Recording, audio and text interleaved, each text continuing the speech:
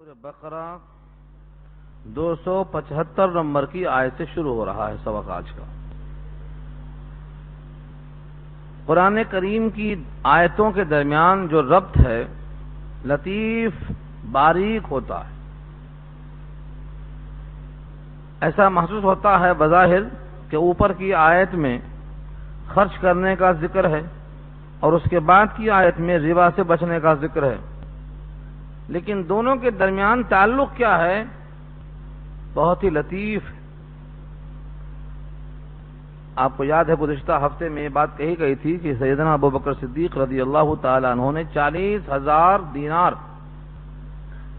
خرچ کیا اللہ کے راستے میں، دن میں 10,000، رات میں 10,000، چھپا کر 10,000، دکھا کر 10,000۔ اس پر یہ آیت نازل ہوئی تھی جس کا ذکر اوپر کیا گیا۔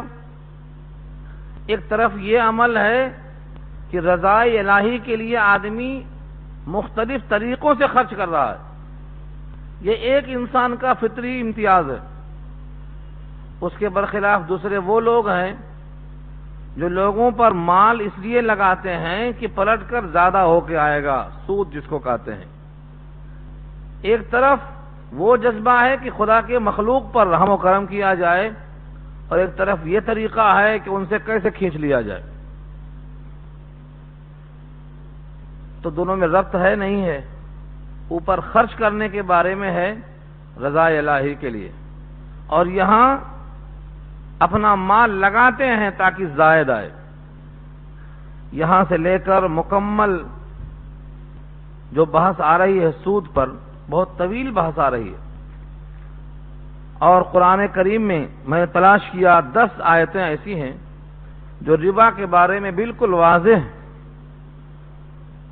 سود کے بارے میں بالکل واضح ہے۔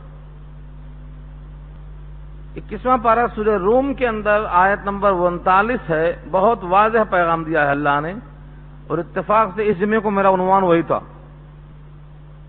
وما آتیتم من ربن لیربو فی اموال الناس۔ اللہ نے اس کو ربا کہا۔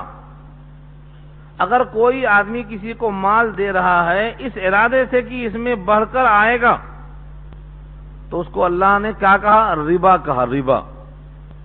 وما آتیتم من ربن لیربو فی اموال الناس فلا یربو عند اللہ۔ لوگوں کے پاس تو بڑھے گا وہ مال، بڑھتا نظر آئے گا، لیکن اللہ کے پاس نہیں بڑھے گا، اس کی برکت ختم ہو جائے گی۔ وما آتیتم من زکاۃ تریدون وجہ اللہ فاولئک هم المفلحون مضعفون۔ تم جو خرچ کریں گے زکوٰۃ، صدقات وغیرہ رضا الہی کی خاطر، تریدون وجہ اللہ شرط ہے، تو وہ اللہ کے پاس مال کیا ہوگا؟ کئی گنا ہو جائے گا۔ تو کئی گنا ہوگا، یہ آیت بہت صریح ہے۔ یہودیوں پر لعنت کیوں ہوئی تھی؟ فَبِظُلْمٍ مِّنَ الَّذِينَ هَادُوا حَرَّمْنَا عَلَيْهِمْ طَيِّبَاتٍ أُحِلَّتْ لَهُمْ وَبِصَدِّهِمْ عَن سَبِيلِ اللَّهِ كَثِيرًا وَأَخْذِهِمُ الرِّبَا وَقَدْ نُهُوا عَنْهُ۔ سورہ نساء کی 2 آیتیں ہیں۔ ان کو منع کیا گیا تھا، پھر بھی وہ سود لے رہے تھے۔ بہت سے اسباب میں سے یہ بھی وجہ ہے ان پر لعنت بھیجنے کی۔ ملعون ہوئے وہ ربا لینے کی وجہ سے۔ جو مال دیتا ہے بڑھنے کی نیت سے، وہ اللہ کے پاس نہیں بڑھتا، بندوں کے پاس بڑھتا نظر آتا ہے۔ پھر یہاں کی کئی آیتیں سامنے آپ کی آ رہی ہیں۔ آل عمران کی آیت آئی، لا تاکلوا الربا اضعافا مضاعفا، ڈبل ٹربل کر کے مت کھاؤ سود۔ پہلے 100 روپیہ دیا، ادا نہیں ہوا تو 110 ہو گیا، اب جو سود لگے گا وہ 110 لگے گا، 115 ہو گیا۔ تو سود پر سود، لا تاکلوا الربا اضعافا مضاعفا، ڈبل ٹربل کر کے مت کھاؤ۔ تو قرآن کریم کی 10 آیتیں ہیں جو صریح ہیں ربا کے حرمت پر، کھانے والے پر خدا کی لعنت کا وضاحت۔ لیکن معاشرے میں سود کتنا رائج ہے، کتنا زیادہ چرچا ہے سود کا۔ کوئی کہتا ہے کہ دارالحرب ہے، کھا لو۔ اگر دارالحرب اس کو مان بھی لیں تب بھی کون سی آیت ہے جو کہتی ہے کھا لو؟ اگر قرآن کریم کی آیتوں میں تلاش کریں گے تو انشاءاللہ قیامت تک نہیں ملے گی۔ دارالحرب ہے تب بھی سود کھا لینے کی آیت کہاں ملے گی؟ ایک ضعیف روایت ہے، اس روایت کی بنیاد پر ان 10 آیتوں کا انکار، یہ کیا عقل مندی کی بات ہے؟ اللہ نے فرمایا جو سود کھائے گا وہ گویا اللہ سے اعلان جنگ کر رہا ہے۔ اللہ سے لڑنے کی طاقت کس میں آ گئی؟ اسی رکوع میں آیتیں آ رہی ہیں آپ کے سامنے۔ تو آج کی تقریر کا عنوان رکھا ہے یہ سورہ بقرہ کی آیت نمبر 275 سے لے کے آخر تک انشاءاللہ، جس میں سب سے اہم عنوان یہ ہے، قرآن کریم نے سود پر اتنی گہری اور سخت وعید بتائی ہے کہ شاید اتنا سخت وعید کسی اور چیز پر ہو۔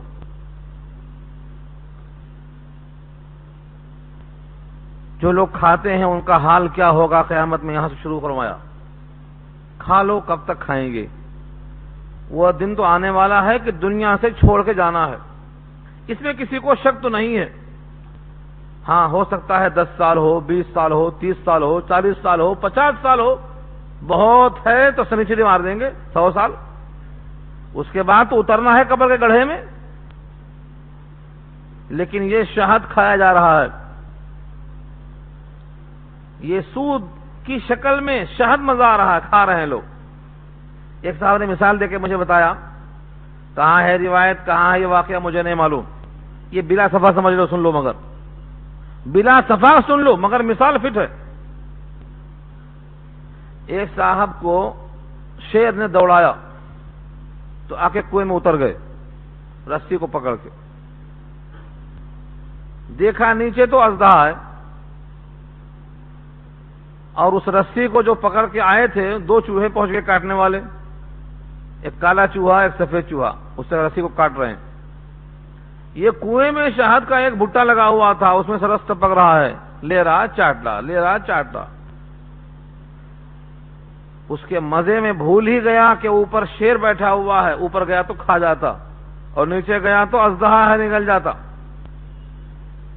اور رسی کٹتی جا رہی ہے، تھوڑی دیر میں گرنے والا ہے۔ کہتے ہیں یہ کسی اور کی مثال نہیں ہے جناب، آپ کی مثال ہے۔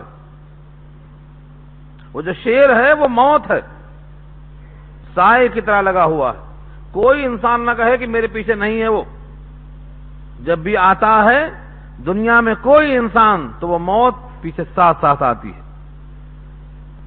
رہ کے دنیا میں بشر کو نہیں زیبا غفلت، موت کا دھیان بھی لازم ہے کہ ہر آن رہے۔ جب بشر آتا ہے دنیا میں تو کہتی ہے قضا، میں بھی پیچھے چلی جاتی ہوں، ذرا دھیان رہے، ساتھ لگی ہے۔ تو وہ شیر کیا ہے؟ موت ہے۔ اور اس کی حیات کیا ہے؟ وہ رسی ہے، حیات، سانس آ رہی جا رہی، آ رہی جا رہی، اس سانس کے آنے جانے کا نام حیات ہے، وہ رسی ہے۔ اسے کاٹنے والے دن اور رات ہیں، شب و روز۔ یہ کالا چوہا سفید چوہا ہے، دنوں رات کاٹ رہے ہیں، رات آئی دن آیا، رات آئی دن آیا، اسی میں حیات کٹتی جا رہی ہے۔ اور گریں گے کہاں؟ اژدہے پر، وہ ہے قبر کا گڑھا، وہاں جانا جانا۔ اور شیرہ جو چٹ رہے ہیں یہ دنیا کی چمک دھمک ہے، ان کے پاس یہ ہے، ان کے پاس یہ ہے، ان کے پاس یہ ہے، ساری کائنات کے پاس جو کچھ ہے سب دھوکہ ہے، سب عارضی ہے، سب فانی ہے۔ تو حقیقت یہ ہے کہ یہ دنیا میں انسان رہ کے دنیا کی چمک دھمک سے نہ پیچھے کے شیر کو دیکھتا ہے، نہ آگے کے گڑھے کو دیکھتا ہے۔ اس کی حیات کی رسی دھیرے دھیرے دن رات سے کٹ رہی ہے، اس کا بھی تصور نہیں ہے۔ میں نہیں کہتا ہوں کہ یہ حدیث ہے، کہتا ہوں یہ گڑھی ہوئی مثال ہے، لیکن کیسی فٹ آتی ہے انسانوں کے اوپر۔ تو سب سے پہلے آغاز کیا اللہ نے، جو لوگ سود کھاتے ہیں، الذین یاکلون الربا، ربا کس کو بولتے؟ سود کھاتے ہیں۔ اب کہا جائے سود کھاتے ہیں تو کہیں گے نہیں ہم تو نفع کھاتے ہیں۔ سود کھاتے ہیں تو کہتے ہیں نہیں ہم نفع کھاتے ہیں۔ اس کا نام بدل دیا۔ یہ عین نبی صلی اللہ علیہ وسلم کی پیشین گوئی کے مطابق ہے، اس میں کوئی تبدیلی نہیں۔ میری امت کے لوگ سود کھائیں گے، نام بدل دیں گے، ریشم پہنیں گے، نام بدل دیں گے، اور جھوٹ بولیں گے اس کو فن کا نام دے دیں گے. فن ہے، آج مہارت ہے. تو اسلام کے اندر یہ پیشین گوئیاں پہلے آ چکی ہیں کہ سود تو کھائیں گے، مگر سود کھا کر کوئی نہیں کھاتا. کیا ہے یہ؟ نفع ہے. یہ نفع. سود کی تعریف کیا ہے؟ ہر وہ مال جو مال پر لیا جائے متعین کر کے، جس کے عوض میں کچھ نہ ہو. جس کے عوض میں کچھ نہ ہو. مثلا آپ نے 100 روپیہ دیا، اس 100 روپے کے بدلے 100 روپیہ لیا، یہ تو برابر ہوا. اس کے بعد جو بھی زائد لیا آپ نے، وہ کس کے بدلے میں لیا؟ وہ کسی چیز کے بدلے میں نہیں لیا، زائد مال ہے. بظاہر نظر آتا ہے کہ یہ تو 2 روپے کی قلم 3 روپے کا بیچ رہا. کہتے ہیں یہ حلال. تو 2 روپے دے کر 3 روپے ہم نے لیا، وہ بھی حلال. دونوں سیم ہے. کفار قریش بھی کہتے تھے کہ سود کیا ہے؟ انما البیع مثل الربا. جیسے بے بھی تو سود ہی کی طرح ہے. 10 روپے کی ٹوپی 15 کی بیچ رہے ہیں، کہتے ہیں حلال. تو 10 روپے دے کر 15 ہم نے لیا تو حرام کیسے ہوا؟ پہلا جواب دیا اللہ نے جو کچھ کہا دیا اس میں کلام کی گنجائش نہیں ہے. احل اللہ البیع وحرم الربا. اللہ نے بیع کو حلال کیا ہے اور سود کو حرام کر دیا ہے. پہلا فرق تو یہ ہے. حکم کیا ہے؟ اللہ کا جو حکم ہے وہی حلال ہے، اور اللہ نے اس کو منع کر دیا تو منع کرنا ہی اس کی علت ہے. علت اور ریزن سمجھ میں نہیں آنے سے کچھ فرق نہیں پڑتا، لیکن فرق ہے. مفتی شفیع صاحب علیہ الرحمہ نے معرفت القرآن میں اس پر ایک طویل نوٹ لکھا ہے، قریب 40 صفحے کا. 40 صفحے کا. میری گزارش یہ ہے کہ آپ ضرور پڑھ لیں اس کو. سود کھانے والا کیسا ہو جاتا ہے؟ اس کا ضمیر مر جاتا ہے. سود کھانے والا حریص ہو جاتا ہے. ایک صاحب کو دیکھا، وہ افغانی تھے، 2 روپے سود نہیں دیا تو اس کو مار رہے تھے، لڑ رہے تھے. وہ صاحب مجھے خود ملے، بیان کر رہے تھے. جھگڑا ہوا، مار پیٹ ہوئی. پوچھا کیا بات ہے؟ کہا اس کا پیسہ 2 روپے باقی ہے، سود کے نہیں دے رہا ہے. تیسرا آدمی کو رحم آیا، چلتے ہوئے راہی کو اس نے نکال کے دیا 2 روپے، کہا یہ لے لو چلے جاؤ. تو یہ جذبہ اس میں نہیں آ سکتا. جو سود خور ہے اس میں ترحم کا جذبہ ختم ہو جاتا. تو پہلی چیز بے ضمیر ہو جاتا، مخلوق پر شفقت کا جذبہ ختم ہو جاتا، کاہل اور عہدی ہو جاتا، محنت سے کما کر کھانے کے لائق نہیں رہ جاتا. اور اتنے عیوب میں سے سب سے بڑا عیب تو یہ ہے کہ وہ خداوند قدوس کا مغضوب اور ملعون بندہ بن جاتا. جس کے پاس جانا ہے، جس سے ملاقات کرنا ہے، جس کے سامنے حساب دینا ہے، وہ خدا ناراض ہوگا، غضبناک ہوگا ملاقات کے وقت میں. تو کیسا کھڑا ہوگا قیامت میں یہ؟ الذین یاکلون الربا، جو لوگ سود کھاتے ہیں. یہاں ایک حدیث سنا کر آگے چلتا ہوں تاکہ بات سمجھ میں آپ کو آ جائے. فرمایا کہ ایک ہی جنس کی چیز اگر برابر سرابر دی جائے تو وہ جائز ہے، اور کمی زیادتی ہے تو وہ سود ہے. اس کی مثال کے طور پر میں ایک مثال دیتا ہوں. ایک صحابی آئے، نبی صلی اللہ علیہ وسلم کے پاس آئے اور اچھا 2 کلو کا بہترین ٹوکرا کھجوروں کا لا کے پیش کر دیا. 2 کلو، ایک کھجور چن کے لائی گئی تھی. وہ پوچھا کیا وہاں پر ساری کھجوریں ایسی ہی ہوتی ہیں؟ فرمایا نہیں، ہم نے 2 کلو دے کر 1 کلو لیا ہے. یہ 2 کلو کھجور دے کر یہ 1 کلو کھجور لیا ہے. یہ واقعہ بخاری میں درج ہے. فرمایا نبی صلی اللہ علیہ وسلم نے ایسا مت کیا کرو، ایسا مت کیا کرو. پہلے 2 کلو کھجور کو بیچ دیا کرو درہم اور دینار سے. جو پیسہ آئے اس پیسے سے اب عمدہ کھجور خرید لیا کرو. اس سے کیا معلوم ہوا؟ ادھر 2 کلو کھجور، ادھر 1 کلو کھجور. اگرچہ یہ عمدہ ہے، یہ خراب، یہ سود ہے، جائز نہیں ہے، سود ہے. 2 کلو کھجور دے کے 1 کلو کھجور لیتے، یہ تو سود ہے. 6 چیزوں میں ہے خاص طور سے. الہنتا تو بالہنتا، ہنتا کے معنی گیہوں. ادھر 2 کلو گیہوں ہے، ادھر بھی 2 کلو گیہوں چاہیے، اگر 1.25 کلو ادھر ہے ادھر 2 کلو ہے، یہ سود ہے۔ الذهب بالذهب والفضة بالفضة، سونے کے بدلے سونے اور چاندی کے بدلے چاندی، اور گیہوں کے بدلے گیہوں، چنا کے بدلے چنا، جو کے بدلے جو، کھجور کے بدلے کھجور، اور کشمش کے بدلے کشمش۔ اگر ان میں کمی زیادتی ہو گئی مقدار میں تو یہ سود ہے۔ الملح بالملح فرمایا، نمک کے بدلے نمک بھی ہے، زیادہ ہے تو سود ہے۔ یہاں سے فقہا میں بڑی اہم بحث ہوئی کہ جب 2 جنس کی چیزیں ہو جائیں ان میں کمی ذاتی کر کے لینا دینا یا سود ہے۔ مثال کے طور پر ایک گھوڑا ہے، ایک گھوڑا بہت اچھا ہے، ایک طرف 2 گھوڑے ہیں، دونوں کی جنس ایک ہے، تو کیا کھجوروں والا حکم لگے گا یہاں یا نہیں لگے گا؟ کچھ لوگوں نے کہا کہ نہیں، جو وہاں حکم ہے یہاں بھی لگے گا، ایک طرف 2 گھوڑا ایک طرف 1 گھوڑا، سود ہو گیا۔ اور بعض لوگوں نے کہا اگر ہر چیز میں لگے گا تو نبی صلی اللہ علیہ وسلم نے 6 چیزوں کا نام کیوں بتایا؟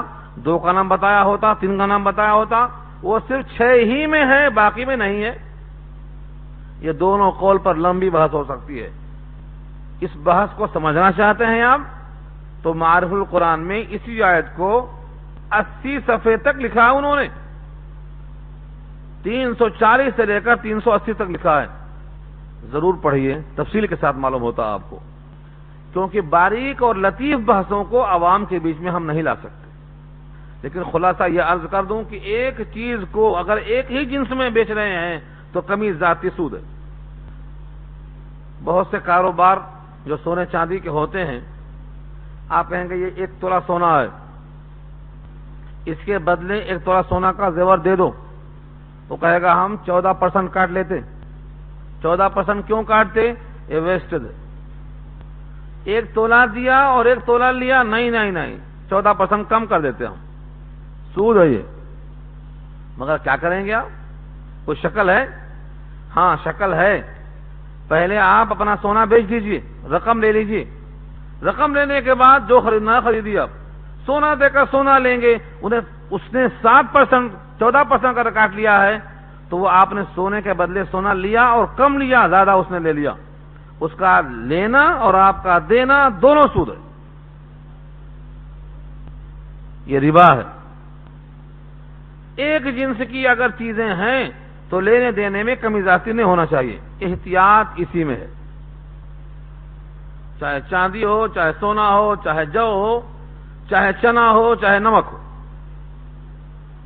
اگر کوئی اس کو نہیں مانتا تو اس کا حال بتا رہے ہیں، الذین یاکلون الربا، جو لوگ سود کھاتے ہیں۔ یہ نہیں کہا کہ دارالحرم میں کھاتے ہیں، دارالاسلام میں کھاتے ہیں، دارالامن میں کھاتے ہیں، ہے کہیں؟ نہیں ملے گا آپ کو، قیامت تک نہیں ملے گا۔ جو لوگ سود کھاتے ہیں کہاں کھاتے ہیں، اس سے کوئی بحث نہیں، پورے قرآن کریم کے ذخیرے میں علی وجہ البصیرت عرض کرتا ہوں، کہیں نہیں ملے گا آپ کو کہ کہاں کھاتے ہیں۔ سود کھاتے ہیں ان کا یہ حال قرآن بیان کرتا ہے۔ یہ سود کہاں کھاتے ہیں؟ ہندوستان میں کہ پاکستان میں کہ سعودی عربیہ میں، اس سے کوئی بحث نہیں، اسلام سب کے لیے ہے۔ الذین یاکلون الربا، جو لوگ سود کھاتے ہیں، لا یقومون، نہیں کھڑے ہوں گے، الا مگر، کما یقوم الذی، جیسا کہ کھڑا ہوتا ہے وہ شخص، یتخبطہ الشیطان، جس کو دیوانہ بنا دیتا ہے شیطان، من المس، چھو کر کے۔ تشبیہ دیکھو کتنی پیاری ہے، من المس، مس کے معنی ٹچ، چھونا، مس کرنا، ٹچ کرنا، چھونا، اور تخبط کے معنی باولا کرنا، دیوانہ بنا دینا، مدہوش کر دینا۔ جب کسی کو شیطان چھو کر کے باولا کر دیتا ہے تو اس کی عقل مخمور ہو جاتی، مدہوش ہو جاتا۔ تو یہاں سے 2 باتیں ثابت ہوئیں اسی ٹکڑے سے، شیطان کا چھونا ثابت ہوتا ہے، شیطان کے چھونے سے دیوانہ بن جانا ثابت ہوتا ہے۔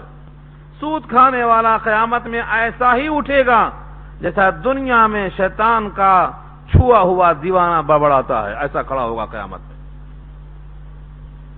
اب سوچ لو حساب کتاب کیا دے گا یہ؟ شیطان جس کو چھو دیتا ہے وہ کون ہے؟ پتہ نہیں، وہ روایت جب آئے گی سورہ آل عمران میں تب تک ہمارا درس ہوگا، آپ ہوں گے نہیں ہوں گے، یہی سنا دیتا ہوں اس کو میں۔ سوائے حضرت عیسیٰ ابن مریم کے کہ ان کو پناہ دیا تھا، اعوذھا بک وذریتھا من الشیطان الرجیم، یہ آیت آ رہی ہے سورہ آل عمران میں۔ ان کے علاوہ بقیہ ہر بچہ جب پیدا ہوتا ہے تو شیطان اپنے انگلی سے اس کی کوکھ میں دھنساتا ہے اور بچہ چلاتا ہے۔ ہر بچہ جو چلاتا ہے وہ شیطان کے مس کرنے سے ہوتا ہے، اذیت پہنچاتا ہے۔ کوئی بچہ نہیں ہے، ہر ایک کو، سوائے حضرت عیسیٰ اور مریم کے، کیونکہ ان کو اللہ کی پناہ میں دے دیا گیا تھا۔ اس کی تفصیلی بات وہاں آئے گی آل عمران میں۔ تو ہم میں سے ہر ایک کو چھوا ہے اس نے، لیکن وہ چھونا اور چھو کر کے مسلط ہو جانا دونوں میں فرق ہے۔ وہاں صرف چھونے کا ذکر ہے، لیکن بسا اوقات آدمی پر وہ حاوی ہو جاتا ہے۔ کیسا حاوی ہو جاتا ہے کہ اس کی زبان جب چلتی ہے تو وہ بولتا ہے، زبان ان کی چلتی ہے لیکن بولتا وہ ہے۔ معلوم ہوتا ہے کہ اس کے منہ سے نکلتا ہے، آواز اس کی ہوتی ہے، ایسا چھا جاتا ہے۔ مگر ہر مومن پر ایسا نہیں ہو سکتا۔ یہ تسلط ان پر ہوتا جو اس سے دوستی کرتے ہیں۔ پہلی چیز حرام غذا کھاتے ہیں، دوسرے ناپاک رہتے ہیں، تیسرے ذکر سے غافل ہوتے ہیں، شیطان کے افعال جن سے وہ راضی ہوتا ہے وہ کرتے ہیں، اور رحمان کے وہ افعال جن سے رحمان خوش ہوتا ہے چھوڑ دیتے ہیں، ان پر مسلط ہوتا ہے۔ ذاتی رائے نہیں ہے خادم کی، قرآن کریم نے واضح کیا ہے، لیس لہ سلطان علی الذین آمنوا، جو ایمان والے ہیں ان پر اس کا زور نہیں چلتا۔ انما سلطانہ علی الذین تولونہ، جو اس سے دوستی کرتے ہیں ان پہ حاوی ہوتا ہے، وہ سب پہ حاوی نہیں ہوتا۔ انما سلطانہ علی الذین یتولونہ، یتولونہ کا ترجمہ کر رہا ہوں، جو اس سے دوستی کرتے ہیں، اس کی بات مانتے ہیں، اسے خوش کرتے ہیں۔ اور ایک آیت سنا دوں، فرمایا کہ جو رحمان کی یاد سے غافل ہوتا ہے ہم اس پر شیطان مسلط کر دیتے ہیں۔ وَمَن يَعْشُ عَن ذِكْرِ الرَّحْمَٰنِ نُقَيِّضْ لَهُ شَيْطَانٌ فَهُوَ لَهُ قَرِينٌ۔ 25واں پارہ سورہ زخرف میں دیکھو کیا فرمایا، 25واں پارہ کی آیت ہے سورہ شورى یا سورہ زخرف کی، کہ جب رحمان کی یاد سے بندہ غافل ہوتا ہے تو ہم شیطان کو مسلط کر دیتے ہیں، وہ اس کا ساتھی بن جاتا ہے۔ اور جو اس کا ساتھی بن جاتا ہے تو کیسا ہوتا ہے؟ جیسا ہوتا ہے ساتھی ویسا وہ بھی ہوتا ہے۔ تو قرآن کریم کی اس آیت سے معلوم ہوا کہ شیطان کے چھونے سے انسان باولا اور دیوانہ بن جاتا ہے۔ تو دنیا میں دیوانگی جیسے اس کی ہوتی ہے، قیامت میں ایسا ہی کھڑا ہوگا۔ یہ سزا کیوں دی اسی؟ یہ سوال پیدا ہوتا ہے، کیونکہ قرآن کریم کی تمام سزائیں جو آخرت میں ہیں اس میں ایک خاص تعلق ہے۔ جیسے مثال دیا تھا میں آپ کو، شاید بھول گئے ہوں، کوئی بہترین نماز پڑھتا ہے ساری کائنات کو چھوڑ کر، بیوی ہے، بستر ہے، موسم ہے، سب چیزوں کو چھوڑ کر مصلی پہ کھڑا ہے، تو اس نماز کے بدلے کیا ملے گا؟ اسے حور ملے گی، کیونکہ دنیا کی حور کو چھوڑ کے نماز میں لگا ہے۔ اللہ نے اس قربانی کی بنا پر کہ عورت کو چھوڑ کر کھڑا ہوا ہے رحمان کے سامنے، تو اس نماز کو اللہ تعالیٰ حسین عورت کی شکل میں ڈال دیں گے۔ ایسے فرمایا زکوٰۃ نہیں دیا تو اس کو سانپ کی شکل ڈھال دیں گے۔ ایسے فرمایا جو متکبر انسان ہے، تکبر کی بنا پہ سجدہ نہیں کرتا، رکوع نہیں کرتا، اکڑ کے چلتا ہے، جھکتا نہیں ہے، قیامت میں سزا کیا ہوگی اس کی؟ سورہقہ صعودا، یہ کس کے لیے ہے؟ سورہقہ صعودا، سورہ مدثر پارہ 29، یہ متکبر کے لیے ہے۔ ایک پہاڑ ہے صعود اس کا نام ہے، اس پہاڑ پہ ہم متکبر کو چڑھائیں گے، اور پہاڑ پہ چڑھنے کے لیے جھکنا پڑتا، اکڑ کے چل نہیں سکتا کوئی، تو متکبر کے واسطے رکھا اللہ نے سزا یہ۔ تو جیسی دنیا میں غلطی ہوگی سزا اسی مناسبت سے ہوتی ہے۔ یہ دنیا میں اپنے عقل کو فراموش کر کے مخلوق پر شفقت کے بجائے مخلوق پہ غضبناک ہو رہا تھا۔ 100 روپیہ دے کے 125 وصول کرنے والا یہ نہیں سوچتا ہے کہ یہ لائے گا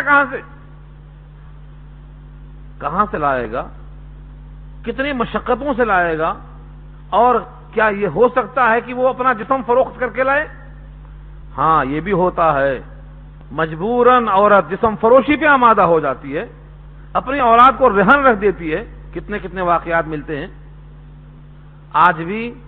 اگر آپ سروے کریں گے تو کتنے لوگ اس سود کی جانت میں پریشان ہیں، اتنا پریشان ہیں کہ ان کی آنکھوں میں آنسو خشک ہو چکا روتے ہوتے، لیکن ان کو رحم نہیں آتا، گویا دل میں شفقت ختم ہو گئی، گویا ایسا ہو گیا جیسے عقل ہی نہیں ہے، ترحم ختم ہو گیا ہے۔ اسی لیے اللہ تعالیٰ ان کو بد عقل، حواس باختہ کھڑا کرے گا، مدہوش باولا کی طرح کھڑا کرے گا، سزا ان کی رکھا اللہ نے۔ ذالک بانہم قالوا، یہ سب سزائیں اس واسطے ہیں کہ انہوں نے کہا تھا انما البیع مثل الربا، بیع بھی تو ہے ربا کی طرح۔ بیع مانے کاروبار، بیع کی بہت سی قسمیں ہیں، جب تک بیع کی قسمیں یاد نہ ہوں کاروبار نہیں کرنا چاہیے۔ جناب عمر نے ایک آدمی کو دیکھا دکان کھولتے ہوئے، کہا بیع کر رہے ہو، کاروبار کر رہے ہو، کاروبار کے مسائل معلوم نہیں؟ معلوم، دکان بند کرو، پہلے سیکھو تاکہ حلال کھاؤ، حرام سے بچو۔ تو بیع کی بہت سی قسمیں ہیں، جس کی جنس ایک ہو، اس میں ادھار اگر لیں گے تو سود ہو جائے گا، جنس اگر ایک ہے ادھار میں سود ہو جائے گا۔ یہ سونا ہے، اس میں ادھار اگر ایک طرف ہے تو یہ سود ہو جائے گا۔ فرمایا کہ نقد ہونا چاہیے، اور دوسری بات ہے ادھار اگر ہے تو اس کا وقت اور تاریخ متعین ہونا چاہیے، ورنہ بیع مجہول ہے، ادھر سے لے لیا ادھر سے دیں گے، آخر کب دیں گے؟ جس نے لیا ہے وہ تو کہے گا جب چاہیں گے جب دیں گے، اور جس کو ملنا ہے وہ کہے گا جلدی دو، تو ادھر جلدی ادھر سے ٹال مٹول، کیا ہوگا؟ جھگڑا ہوگا۔ اور جن جن مسئلوں میں جھگڑا پیدا ہونے کا امکان ہے ان تمام کو منع کیا ہے شریعت نے، وصول ہے یہ۔ اس لیے آدمی بیع کے اقسام کو مانے۔ بیع تعاتی ہے، نقد، ادھر دیا ادھر لیا، زبان سے کچھ بولے نہیں۔ ایک سگریٹ 1 روپے کا اس کو معلوم ہے، گیا 1 روپیہ رکھا، اس نے بلا پوچھے سگریٹ اٹھا کر رکھ دیا، لے کے چلے جائے۔ یہ سگریٹ لینے کے عادی ہے، وہ دینے کا عادی ہے، اور اس کی قیمت متعین ہے، تو یہ کیا ہے؟ بیع تعاتی، زبان سے کچھ بولا ہی نہیں، روپیہ رکھا، اس نے نکالا سگریٹ رکھ دیا، تو یہ بیع تعاتی ہے، یہ بھی ایک قسم ہے۔ ایک بیع سلم ہے، بیع مرابحہ ہے، بیع مضاربہ ہے، بہت سی قسمیں ہیں۔ آج مسلمان سود کی تمام شکلوں کو جانتا ہے لیکن بیع کی شکلوں سے واقف نہیں ہے، بڑے مسائل حل ہو جاتے۔ آج بہتوں کے پاس پیسہ ہے، وہ کسی پر لگاتے نہیں کیونکہ بھروسہ نہیں ہے ڈوب جائے گا، وہ بینک میں رکھ کے سود کھائیں گے لیکن کسی کاروبار لگائیں گے نہیں۔ اور کتنے لوگ ہیں جو کاروبار کرنا چاہتے ہیں، جانتے بھی ہیں، ان کے پاس سرمایہ نہیں۔ تو اگر لنگڑا اور اندھا ایک ہو جائیں تو کام بن جائے گا، سفر چل جائے گا۔ لنگڑے کا آنکھ کی ضرورت ہے، آنکھ کی ضرورت پوری ہو جائے گی، اور اندھے کے پاس پیر نہیں ہے۔ لیکن ہمارے معاشرے میں ایک دوسرے پر اعتماد نہیں ہے، دلوں میں اگر بدگمانی رہے گی، پریشان ہر ایک زندگانی رہے گی۔ بشیر بدر نے کہا تھا، اور حقیقت ہے یہ، بدگمانی کی بنیاد پر آج معاشرہ پریشان ہے، ہر ایک شک کی نگاہ سے دیکھتا ہے، پتہ نہیں کیسا ہے، حلیہ تو اچھا ہے مگر کیسا ہے نہیں معلوم، کیونکہ حلیہ اچھا رہنا ہی کافی نہیں ہے۔ جناب عمر نے سنا ایک آدمی کی تعریف کرتے ہوئے، کہا تعریف کر رہے ہو، اس کے ساتھ کبھی سفر کیا ہے؟ کہا نہیں۔ کاروبار کیا ہے؟ نہیں۔ پھر تم تعریف کیسے کر رہے ہو؟ کاروبار کریں گے جب معلوم ہوگا آدمی کیسا ہے. ٹائم پر دینا، ٹائم پہ لینا. ہمارے پاس تو عبادات پہ بڑا زور ہو گیا ہے. عبادات دے، تہجد، اشراق، اوابین، نفل، یہ وہ سب، لیکن جس کا لیا ہے دینے کا نام نہیں. اگر کسی کا حق دبا ہے، زندگی بھر کی ساری نیکیاں تقسیم ہو جائیں گی، لیکن حق ادا کرنا لازم ہے. حدیث سنایا تھا میں آپ کو، بارہا سننے کے لائق ہے وہ حدیث، یاد کر کے زندگی میں اتارنے کے لائق. ڈھیروں نیکیاں لے کے آئے گا. کون ہے؟ آقا نے کہا میری امت کا مفلس کون ہے؟ ڈھیروں نیکیاں لے کے آئے گا، پہاڑ کی طرح نیکیاں لے کے آئے گا. نمازوں کا ذخیرہ، روزوں کا ذخیرہ، تسبیحات کا ذخیرہ، وظائف کا ذخیرہ، تلاوت کلام پاک کا ذخیرہ، بہت لے کے آئے گا. لیکن کسی کا 1 لاکھ باقی، کسی کا 2 لاکھ باقی. ایک پلاٹ 4 کو بیچا تھا، چاروں کا 4 لاکھ باقی. وہ سب کھڑے ہیں لائن میں، یا اللہ میرا باقی، میرا باقی. اللہ کہیں گے یہاں تو سکہ چلتا ہے ثواب کا. اس کی نیکیاں لیتے گئے بانٹتے گئے، لیتے گئے بانٹتے گئے. نیکیاں ساری ختم ہو گئیں، لیکن لائن ختم نہیں ہوئی. اب کیا کریں گے؟ ان کے گناہ لیتے جائیں گے، ان کے سر پہ رکھتے جائیں گے. نتیجہ یہ ہوگا کہ ان کے پاس جتنی نیکیاں تھیں اتنا ہی اب گناہ ہو گیا، اور سر پہ ٹوکرا گناہوں کا لد گیا، اور ان گناہوں کے ٹوکروں کو لے کر اب یہ جہنم میں جائیں گے. آقا فرماتے ہیں میری امت کا مفلس یہ شخص ہے، یہ ہے میری امت مفلس. درہم و دینار نہ ہو تو ہم مسکین مفلس سمجھتے ہیں، لیکن نبی کی نگاہ میں مفلس وہ ہوگا جو قیامت میں ایسا ہو جائے. اس لیے کسی کا حق مت ضائع کرو، کسی کا حق مت ضائع کرو. اگر نہیں ہے، مجبوری ہے، تو جا کر معافی مانگ لو، اور یہ کہو کہ میں جب تک جیوں گا دینے کی کوشش کروں گا. اگر نہیں دے سکا تو آپ کے حق میں دعائے خیر کروں گا، اور آپ کو انشاءاللہ صدقہ دینے کا ثواب ملے گا، صدقہ دینے کا ثواب ملے گا. آر مت محسوس کرو. نیچا ہو جانا یہاں آسان ہے جہنم میں گرنے کے مقابلے. اس لیے اگر کسی کا حق ادا نہیں ہو سکتا، معافی طلب کر لو، مہلت مانگ لو. اور آقا نے فرمایا اگر کوئی کسی کو مہلت دیتا ہے یا اس کو معاف کر دیتا ہے تو یقیناً اللہ سے امید ہے کہ اس کو معاف کر دے گا. معاف کرنے والے کو اللہ معاف کرتا ہے. وہ دعا یاد آئی مجھے شب قدر والی. جناب عائشہ فرماتی ہیں اے اللہ کے رسول، اگر میں شب قدر پاؤں تو کیا مانگوں، کیا کہوں؟ تو عائشہ سے فرمایا عائشہ اللہ تعالیٰ کو معافی بہت پسند ہے. انکا عفو تحب العفو فاعف عنی یا کریم. تو معافی کو بہت پسند کرتا ہے، تو سراپا معاف کرنے والا ہے، مجھ کو معاف کر دے. تو معلوم کیا ہوا؟ معافی اللہ کو پسند ہے. اور جب بندہ بندے کو معاف کرے گا تو اس پر اللہ کی طرف سے معافی واجب ہو جاتی ہے. اللہ خود فرماتے جو بندے کے کام میں رہتا ہے اللہ اس بندے کے کام میں آ جاتا ہے. اس لیے ناک اونچی نہ رہنے پائے، ناک زمین میں دھنس جائے، رگڑ کے ختم ہو جائے، لیکن جہنم سے بچ جائے تو بہت کامیاب ہے. اور دنیا میں بہت اونچی ناک ہے، مدتوں ٹھوکریں کھانے سے معلوم ہوا. ہمارے بہت سے لوگ سمجھتے ہیں کہ دنیا میں اکڑ کے رہیں گے، دیکھا جائے گا. وہاں دیکھا نہیں جائے گا.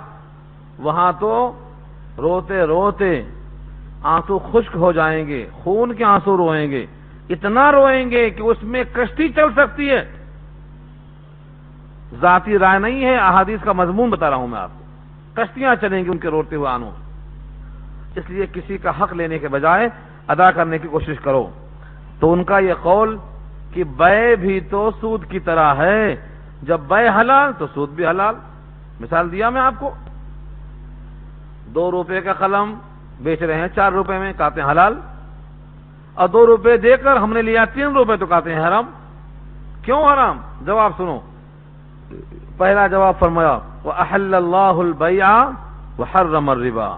اللہ نے بے کو حلال کیا اور اللہ نے ربا کو حرام کیا. کیوں؟ کیونکہ ربا میں آدمی کاہل ہو جاتا، سود خور آدمی محنت نہیں کر پاتا، جذبہ ترحم سرد پڑ جاتا اور خدا کا ملعون بندہ بن جاتا۔ کاروبار کرنا، محنت کرنا، روزگار فراہم کرنا اور کسب کما کر اللہ کے حکم کو پورا کرنا، یہ انسان کے لیے بہت اہم اور بہت ضروری ہے۔ جس طرح نماز پڑھنا فرض ہے، محنت کر کے کمانا بھی ایسا ہی فرض ہے۔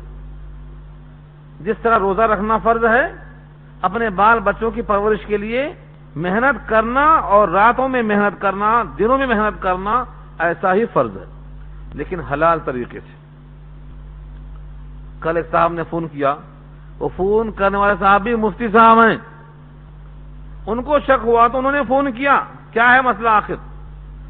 ایک کمپنی میں کوئی مسلمان نوکر ہیں تو وہاں جمعے کی نماز پڑھنے کا پرمیشن نہیں ہے، کیا وہ ظہر پڑھ لیا کریں؟ سوال یہ ہے، کیا وہ ظہر پڑھ لیا کریں؟ جمعہ پڑھنے کا پرمیشن نہیں ہے۔ میں نے کہا اللہ کی زمین پر اللہ کو سجدہ کرنے کا حق کس نے چھین لیا؟ اصول یاد کر لو، کسی انسان کی اطاعت جائز نہیں جہاں خدا کا حکم ٹوٹتا ہو۔ یہ میری رائے نہیں ہے، نبی کا ارشاد ہے، لا طاعت لمخلوق فی معصیت الخالق۔ جہاں خالق کی نافرمانی لازم آتی ہو، کسی مخلوق کی اطاعت نہیں ہے، کوئی مینیجر نہیں، کوئی مالک نہیں۔ ایسی حکومت، ایسی فیکٹری اور ایسا سب چھوڑ دینے کی چیز ہے۔ اللہ رزاق ہے، وہ دوسرا انتظام کرے گا۔ ان اللہ هو الرزاق ذو القوة المتین واللہ خیر الرازقین وفی السماء رزقکم وما توعدون۔ سب اللہ کے وعدے ہیں، یہ ایک آیت دو آیت نہیں ہے۔ تو ایسا کام، ایسا کاج جس میں خدا کی نافرمانی ہوتی ہو، لاتوں سے مار دینے کے لائق ہوتا ہے وہ۔ جب تک کہ آدمی خدا کی بندگی میں قائم نہ رہے، اس کا رزق حلال نہیں ہو سکتا۔ لوگ نماز ہو کے کاروبار کرتے ہیں، رمضان ہو، شب قدر ہو، اور نہ جانے کیسی کیسی راتیں آتی ہیں، کاروبار میں دھن ایسی ہوتی ہے کہ نماز غائب، تراویح غائب، روزے غائب۔ اکثر درزی حضرات روزے غائب کر دیتے، کیا بولتے؟ بڑی محنت کرنا پڑتا ہے۔ یہ محنت کس لیے ہے؟ دنیا کے لیے ہے کہ آخرت کے لیے ہے؟ زندگی پوری کس واسطے ہے؟ تو آدمی محنت کرنے میں ایک اصول یاد کر لے، خدا کی نافرمانی لازم نہ آئے۔ جو بھی کام کرے خدا کے حکم کے تابع کرے۔ اب محنت حلال ہے، اب روزی حلال ہے۔ خدا کا حکم ٹوٹ گیا آگا تو روزی حلال نہیں، کوئی بھی روزی ہو۔ ایک آیت پڑھا میں نے، سورہ نساء کے حاشیے پر ایک واقعہ لکھا۔ جس گھر میں کاروبار، کھیتی کا کاروبار جس کو بولتے ہیں ہل جواٹھا، جس سے بیل کو لے کے ساتھ چلتا ہے کسان، جس گھر میں داخل ہوا ذلت داخل ہوئی۔ جب میں نے روایت پڑھا تو میں نے کہا یا اللہ، زراعت کا ثواب ہے، زراعت پر صدقے کا ثواب ہے۔ کھیتی کرنے والا جو پیدا کرتا ہے غلہ، وہ غلہ جتنے لوگ کھائیں گے کھانے کے برابر اس کو صدقہ کا ثواب ملتا ہے۔ پھر یہ روایت کا کیا مطلب ہے؟ فرمایا کسان کھیتی کے دھن میں پیشاب پیخانے سے، گوبر سے نہیں بچتا، کپڑے خراب ہوتے، نماز ٹائم پہ نہیں پڑھتا، جو پیدا غلہ ہوتا ہے اس کا 10واں 20واں حصہ زکات کے طور پر نہیں نکالتا، اس واسطے ذلت گھر میں آئی۔ فرمایا اگر وہ پاک صاف رہے، نمازوں کی پابندی کرے، 10واں اور 20واں حصہ نکال کے خرچ کرے، تو پھر کھیتی کرنا بہترین کام ہے، اتم کھیتی بہترین کام۔ اور جو غلہ پیدا ہوگا، جو پھل پیدا ہوگا، جتنے لوگ کھائیں گے ان کے صدقے کے ثواب میں اس کو فرق پڑے گا۔ لیکن کب ہے؟ جب خدا کی اطاعت کرتے ہوئے کام کرے گا۔ تو اصول یاد کر لو، کوئی بھی کاروبار کرو آپ، خدا کا حکم نہ ٹوٹنے پائے۔ فمن جاءه موعظة من ربه فانتهى فله ما سلف۔ چانس دیکھو، جس کے پاس نصیحت آئی، فمن جاءه موعظہ، جس کے پاس نصیحت آ گئی، من ربه، اس کے رب کی طرف سے، فانتهى، وہ رک گیا، فله ما سلف، تو اس کے واسطے ہے جو ہو چکا، جو گزر چکا۔ کیا مطلب ہوا؟ جیسے اسکیم آئی تھی نا گورنمنٹ کی، اس سے پہلے جس کے پاس کالا دھن ہے وہ نکالے، اتنے مہینے اتنے تاریخ تک فری ہے، اس کے اوپر کوئی چالان نہیں۔ کیا یہ اسکیم ہے استفادے کی، تاکہ لوگ جلدی سے استفادہ کر لیں، اپنے مال کو باہر نکال لیں۔ ایک لمٹ رکھا اللہ نے، جب تک نہیں معلوم تھا غلطی کر لیے، معلوم ہونے کے بعد جو رک گیا تو اوپر کی غلطیاں اللہ تعالیٰ معاف کر دیں گے. ہاں معلوم ہونے کے بعد جاری رہا تو پھر اس کا انجام ہے جو اوپر آ چکا. وَأَمْرُهُ إِلَى اللَّهِ، اور اس کا حکم اللہ کی طرف ہے، اس کا معاملہ اللہ کی طرف ہے، یعنی سارے امور لوٹتے ہیں اللہ کی طرف. وَمَنْ عَادَ، اور جو لوٹ کر دوبارہ کرے، عود کرے یعنی وہی غلطی پھر کرے، فَأُولَئِكَ أَصْحَابُ النَّارِ، تو یہ دوزخ والے ہیں. فَأُولَئِكَ أَصْحَابُ النَّارِ، یہ سب کے سب دوزخ والے ہیں. ہم فیہا خالدون، اس میں ہمیشہ ہمیشہ رہیں گے. دیکھ رہے ہیں ہم فیہا خالدون کس کے واسطے ہے؟ یہ جو سود کو حرام ہے جان لینے کے بعد برابر کرتے رہیں. ومن عاد، عود کیا یعنی معلوم ہونے کے بعد پھر چلاتا رہا. آپ کو معلوم ہے سن 10 ہجری میں نبی صلی اللہ علیہ وسلم خطبہ دے رہے ہیں عرفات کے میدان میں. اس خطبے میں سے ایک جز یہ ہے کہ آج سے سود کو جتنا بھی رائج تھا سب کو میں روند رہا ہوں اپنے پیروں کے نیچے. اور سب سے پہلے عبداللہ ابن عباس ابن عبد المطلب کا جو سود باقی ہے کفار قریش کے درمیان، میں ان تمام کو معاف کرتا ہوں، آج سے مطالبہ اس کا نہیں ہوگا. سب سے پہلے خاندان سے شروع فرمایا آپ نے. معلوم یہ ہوا کہ جو آدمی توبہ کر لے معلوم ہونے کے بعد اللہ کے پاس وعدہ مغفرت ہے، لیکن جو ہٹ درمی کرے، اصرار کرے، گناہ پہ گناہ کرتا ہی چلا جائے، ہم فیہا خالدون، تو جہنم میں ہمیشہ رہے گا. یمحق اللہ الربا ویربی الصدقات، یہاں وصول ہے. یہ کیا پیارا وصول ہے. لوگ سمجھتے ہیں ربا سے مال بڑھتا ہے. 100 روپے تھے 125 ہو گئے، 150 ہو گئے، 200 ہو گئے، 200 کے بڑھتا چلا جا رہا ہے. معلوم ہوتا ہے لیتے گئے بڑھتا گیا، لیتے گئے بڑھتا گیا. ایک عام فطرت ہے انسان کی، آنکھوں کے سامنے نظر آتا ہے لیکن دیوار کے پیچھے نظر آنکھ کیا چیز ہے. یمحق اللہ الربا، اللہ ربا کو مٹاتا ہے، ویربی الصدقات، صدقات کو بڑھاتا ہے. یہی ادنا یاد کر لو اس ایمان کے ساتھ کہ اللہ کا فرمان ہے ربا کو مٹنا ہے، ربا والے کو لے کر ڈوبے گا. اور صدقات کو اللہ بڑھائیں گے. کیسا بڑھائیں گے؟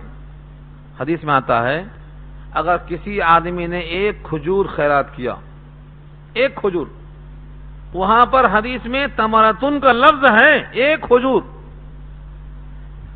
تو اللہ تعالی اس کے کھجور کو اپنے مٹھی میں لے کے بڑھاتے ہیں. اللہ کی مٹھی کیسی ہے؟ اللہ کی شان کے مطابق ہے، کیفیت نہیں معلوم، شان ہے اللہ کی، بڑھاتے ہیں اس مٹھی میں لے کے. فرماتے ہیں کہ وہ بڑھتے بڑھتے بڑھتے جب قیامت میں نام اعمال تولے جائیں گے تو احد کے پہاڑ کے برابر وہ کھجور کا وزن ہو جائے گا. احد کے پہاڑ کے برابر کھجور کا وزن ہو جائے گا. یہ ہے یربی صدقات، صدقات کو اللہ بڑھاتا ہے، ایسا بڑھاتا ہے. اور ربا کو مٹاتا ہے، جس کو ہم محاق بولتے ہیں. وہ کیا ہے محاق؟ 40 سال کے اندر اس کے سودی کاروبار کا تیا پانچا ہو جائے گا. اس کے پورے خاندان کے لوگ بکھر جائیں گے، یا تو آپس میں لڑ لیں گے، یا دوسرے قابض ہو جائیں گے، یا مار کے چھین لیں گے، یا یہ دیوانہ بن کے اڑا دیں گے. کچھ نہ کچھ شکل پیدا کر دے گا رب کریم. لیکن سود کی مدت حیات 40 سال رہتی ہے. اس کے بعد ختم، سود والا مٹ جاتا ہے. کیسے کیسے مٹتا ہے، کیا کیا شکلیں ہیں؟ اللہ کو اسباب پیدا کرتے ہوئے دیر نہیں لگتی، جس طرح چاہے مٹاتا ہے. اس میں شک نہیں کہ سود نظر آتا ہے کہ بہت زیادہ ہے، حقیقت میں اس میں جان ختم ہو جاتی، برکت نہیں رہتی. اور ایک مثال دے کے بتایا جس کو ہم محاق کہتے ہیں. ہم نے ایسے خاندانوں کو دیکھا ہے کہ سود لیتے لیتے بہت آگے بڑھ گئے. لیکن اللہ کی طرف سے پکڑ آئی تو جتنی چیزوں پر سود لیا تھا وہ سب چیزیں بھی بک گئیں اور سود باقی رہ گیا۔ آج اسی حیدرآباد میں نام لے کر بتا سکتا ہوں آپ کو، گورنمنٹ سے سود لیا تھا جن کاروبار کے لیے، جن جائیداد کے لیے کھانے کی کمی نہیں تھی، ہرس میں بڑھانے کے لیے لیا تھا۔ 1 لاکھ کا ہے تو 1 کروڑ ہونا، اور 1 کروڑ ہے تو 10 کروڑ کا ہونا، اس حوث میں اضافے کی خاطر لیا تھا۔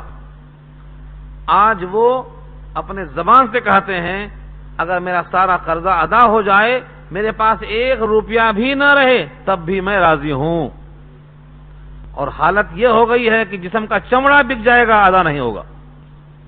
میں جانتا ہوں، نام لے کے بول سکتا ہوں میں آپ کو، اور 1 2 نہیں 10 کو جانتا ہوں میں۔ سود کی نحوست ہے یہ، حرص ہے یہ۔ اسلام قناعت سکھاتا ہے۔ آپ کے پاس اگر 10 روپے ہیں تو آپ مونگ پھلی بیچو، چنا بیچو خرید کے، لمبے کاروبار کی مت سوچو۔ ہمارے پاس آج یہ عام بیماری ہے کہ اگر 1 لاکھ روپیہ جیب میں ہے تو کاروبار 10 لاکھ کا کرے گا، 9 لاکھ بینک سے لے گا۔ وہ بینک کیا کرتی ہے؟ ان کو خوب کھینچتی ہے، پہلے رسی چھوڑتی ہے جس طرح شکاری چھوڑتا ہے چارہ، مچھلی خوب لے کے بھاگتی ہے، جب پورا نگل لیتی ہے تب چھیلتا ہے۔ آج بینکوں کا حال ایسی ہے، سود کی لعنت میں لوگ گرفتار ہیں، مرنے کے دن تک قرضہ ادا نہیں ہو رہا ہے، قرضدار ہو کے مر رہے ہیں۔ تو حرص نہیں چاہیے، قناعت چاہیے۔ جتنا آپ کے پاس ہے اسی میں رہیے، اللہ تعالیٰ برکت دے گا، دھیرے دھیرے برکت دے گا۔ کیسے مثال دیتا ہوں میں آپ کو، عبد الرحمن ابن عوف رضی اللہ تعالیٰ عنہ کی۔ عبد الرحمن ابن عوف کون ہیں؟ وہ 10 صحابہ میں سے ایک ہیں جن کو نبی نے بشارت دی تھی زندگی میں، یہ جنتی، یہ جنتی، یہ جنتی۔ وہ 10 میں سے ایک عبد الرحمن ابن عوف رضی اللہ تعالیٰ عنہ۔ جب ہجرت کر کے مدینہ میں گئے، سارا مال چھوڑ کے پہنچے، انصاریوں نے کہا تھا میرا گھر آدھا لے لو، بیویوں میں سے ایک کو چھوڑتا ہوں نکاح کر لو۔ کہا تمہیں خدا مبارک کرے، مجھے صرف بتا دو کہ کہاں کروں محنت، بازار بتا دو کدھر ہے۔ بازار میں گئے، پہلے دن پنیر بیچا۔ پنیر معلوم؟ پنیر آپ تو جانتے ہوں گے، دہی کے آئٹم سارے، آپ سے بہتر کون جانتا ہوگا دہی کو۔ تو پنیر کا آئٹم بیچا انہوں نے، کچھ تھوڑا بہت نفع لائے۔ اس کے بعد دہی اور گھی اور پنیر کو بیچتے رہے۔ ابھی چند دن گزرا تھا کہ دیکھا تو جسم پہ زعفران کے دھبے لگے ہیں۔ آقا نے پوچھا یہ دھبے کیسے ہیں؟ کہا میں نے نکاح کر لیا ہے۔ اچھا، نکاح بھی کر لیا؟ کتنا دیا مہر میں؟ کہا 1 گٹھلی کے برابر سونا۔ گٹھلی کے برابر سونا، نواتم من ذہب۔ ابھی تو آئے ہیں، یہ کچھ بھی نہیں تھا، لیکن بازار میں گئے، کاروبار کیا تو کیا ہوا؟ اللہ نے پنیر سے ہوتے ہوتے سونے کی گٹھلی آ گئی مہر میں دینے کے لائق، مہر دے دیا، نقد دے دیا۔ تو پنیر بیچ کر کے سونا گٹھلی کے برابر خیرات نہیں کیا، مہر میں ادا کر دیا، اور نکاح اتنا پیارا کیا کہ نبی کو خبر نہیں دیا۔ اس زمانے میں یہ کوئی عام بات نہیں تھی۔ آج تو اگر نکاح کسی کا ہو جائے اور ہم کو بھول جائے تو کہ اچھا بتاؤں گا، آنا مسئلہ پوچھنے، جب ہم کو چھوڑ دیتے۔ مگر نبی نے یہ نہیں کہا کہ ہم نے کیوں چھوڑ دیا۔ ہاں یوں کہا شادی ہو گئی ٹھیک ہے، ولیمہ کرو، اولم ولو بشاتن، ایک ہی بکری صحیح، ولیمہ کرو۔ ولیمہ کرنا اس کا ذمہ ہے، جس کو دلہن ملی ہے وہ خوشی میں شریک کرے۔ دلہن والوں کا کھانا کھانا حلال نہیں ہے، یاد رکھ لو۔ ہمارے پاس فرق ہی نہیں کر پاتے۔ ولیمے کا دعوت جانا کھانا سنت ہے، لڑکی والوں کی طرف سے جب کھانا بلایا جائے تو انکار کرنا چاہیے، کھانا نہیں کھانا چاہیے، ان کا تعاون کرنا چاہیے، کیونکہ وہ لڑکی بھی دے رہا ہے، اور لڑکی کے ساتھ جتنی پرورش کیا ہے، جتنی محنت کیا ہے، تربیت کیا ہے، اس کے ساتھ کیا کیا مصائب جھیلا ہے، وہ سب اس کو یاد آتے۔ اوپر سے اب قرضدار بن جائے گا کھانا کھلائے گا تو، مگر ہم کو خیال نہیں آتا۔ اللہ ہم سب کو توفیق دے کہ خیال آئے، لڑکی والوں کا خیال آئے۔ آقا کو رحم آیا، کہا 4 لڑکیاں بالغ ہوئی، شادی کیا، جنت واجب۔ صحابے نے کہا اور 3 ہیں تو؟ کہا 3 ہیں تب بھی واجب۔ کہا اچھا 2 ہیں تو؟ کہا تب بھی واجب۔ لڑکی جوان ہو گئی، تیار کر کے دے دیا، جنت واجب ہو رہی ہے اس کے اوپر، کیوں واجب ہو رہی؟ صحابی کہتے ہیں میں نے ایک کے بارے میں نہیں پوچھا، مجھے شرم آئی پوچھتے ہوئے، کیونکہ آپ اس موڈ میں تھے کہ بس واجب ہی فرماتے۔ اندازہ کرو اس کی محنت، اس کی شفقت اللہ کی نگاہ میں اتنی قابل قدر ہے کہ اس پر جنت واجب ہوتی ہے، نبی فرما رہے ہیں۔ کیوں؟ مشقت کی وجہ سے۔ لیکن ہم ہیں دعوت آئے کیسی بھی ہو، دونوں میں فرق کرنا چاہیے۔ تو میں کیا عرض کر رہا تھا، عبد الرحمن ابن عوف نے پنیر بیچ کر کے گٹھلی سونے کی دے دیا۔ ان کے پاس نہ بینک تھا، نہ ساہوکار تھے، نہ ان کے پاس سود کی دانتداری تھی، اس لیے برکت ہوئی۔ جب ان کی وفات ہوئی، ان کا وصال ہوا، تو ان کے سونے کے ٹکڑوں کو کلہاڑیوں سے کاٹ کے تقسیم کرنا پڑا۔ کون سا بینک تھا وہاں؟ اس لیے میں عرض کرتا ہوں، سود سے بچو، جھوٹ سے بچو، مٹولی سے بچو، محنت کرو۔ دنیا میں اللہ دینے پر آئے تو وہ قادر مطلق ہے، اس کے پاس کوئی کمی نہیں۔ اس آیت میں واضح فرمایا یمحق اللہ الربا، تو ربا پہ محاق آتا ہے، یعنی برکت نہیں ہوتی، ربا لینے والا ڈوب کے دھنس کے ختم ہو جاتا ہے۔ وَيُرْبِي الصَّدَقَاتِ، اور صدقات کو اللہ بڑھاتے ہیں۔ جس طرح تم بچے کو بڑھاتے ہو، پالتے ہو، اللہ صدقات کے مال کو بڑھاتے ہیں۔ ایک روایت مجھے نہیں بھولتی اس موقع پر، صدقات کو اللہ کیسے بڑھاتے ہیں۔ ایک صحابی کھجور نہیں، جو لے کے آئے، مزدور تھے، باغ میں پانی ڈالتے تھے، تو 3.5 سیر جو ان کو محنتانہ ملا، ایک سا کو 3.5 سیر سمجھو آپ، ایک سا ملا۔ انہوں نے آدھا رکھ لیا گھر میں کھانے پینے کے واسطے، اور آدھا جو لے کے آگے نبی کے دربار میں، یہ صدقہ ہے۔ جو منافق تھے انہوں نے کہا گھر میں کھانے کو نہیں، صدقہ لینے آئے ہیں، صدقہ دینے کی کیا ضرورت ہے ان کو؟ صدقہ دینے کی قدر ان کو معلوم تھی۔ صدقہ دینا ایسا ہی سمجھتے تھے صحابہ جیسا ہم بینک میں جمع کرنے کو سمجھ رہے ہیں۔ بخدا بول رہا ہوں، ہم جمع کرتے کیوں بینک میں؟ یہ بڑھ رہا ہے، ایک دم زیادہ ہو جائے گا اور بڑھاپے میں ہمارے کام آئے گا۔ صحابہ کرام اللہ کے نبی کے ہاتھ پر جمع کرتے تھے کہ ہمارے مرنے کے بعد کام میں آئے گا، اور یہ بڑھ رہا ہے، اس شان سے جمع فرماتے تھے۔ تو جب صحابی وہ لے کے آئے تو منافقوں نے طنز کیا، آیت نازل ہوئی، کیا کہا انہوں نے؟ وَمِنْهُمْ مَنْ يَلْمِزُكَ فِي الصَّدَقَاتِ، تانا مارتے آپ کو، اگر ان کو دیا جائے تو خوش، نہ دیا جائے تو ناگوار، بیچارے کو کھانے کو نہیں ہے، کھا لیا ہوتا تو اچھا تھا، کیوں صدقہ لے کے آیا؟ آپ نے کہا اس کے جو کو ہاتھ میں لے کے جتنے صدقات لوگ لا کے رکھے ہیں ان سب پہ تھوڑا ڈال دو۔ جس خلوص سے یہ لے کر آیا ہے، اس خلوص سے امید ہے کہ جس کا جو جہاں پڑ جائے گا سب کی معافی ہو جائے گی، سب مقبول ہو جائے گا اللہ کی جناب میں، کیونکہ اللہ کے پاس جو کی اہمیت نہیں، مقدار کی اہمیت نہیں، وہاں تو اخلاص کی اہمیت ہے، کس جذبے سے لے کے آیا ہے، اس جذبے کی قدر کرتے ہیں۔ جذبے پر یاد آئی مجھے بات، عبداللہ حضرت ام ایمن نہیں، ام ابن مکتوم ہے، عبداللہ ابن ام مکتوم نام ہے ان کا، نابینا صحابی۔ نبی صلی اللہ علیہ وسلم نے ان سے گفتگو بعد میں کر لیں گے سمجھ کے ان کو چھوڑ دیا، اور مخاطب رہے، کفار قریش کو سمجھاتے رہے۔ آیت نازل ہو گئی کہ کفار قریش میں تو ہر دھرمی ہے، بے توجہ ہی ہے، مگر آپ وہاں توجہ فرما رہے ہیں، اور نابینا توجہ کے ساتھ آیا ہے تو آپ بے التفاتی فرما رہے ہیں۔ جو آیا ہے دل تڑپتا ہوا لے کر، ادھر توجہ کرو، کفار قریش کی طرف توجہ کرنے کی ضرورت نہیں۔ عبسا وتولا آیت نازل ہوئی اسی بارے میں۔ تو دل کی طلب بڑی اہم چیز ہے، خدا کی نگاہ میں مال کی مقدار پہ کوئی فیصلہ نہیں ہوتا، دل کی طرف پہ فیصلہ ہوتا ہے۔ تو فرمایا اللہ تعالیٰ سود کو مٹاتا ہے اور صدقات کو بڑھاتا ہے۔ صدقہ دے کر بڑھو گے اور سود دے کر یا لے کر گھٹو گے، یہاں سے نکلتا ہے وہ سود۔ واللہ لا يحب كل کفار اثیم، اور اللہ تعالیٰ پسند نہیں کرتا ہے ہر کفر کرنے والے گناہگار کو۔ یہاں لفظ کفار ہے، کفار جس کے دو معنی آتے ہیں، ناشکری کرنے کے بھی آتے ہیں۔ ناشکری کیا ہے؟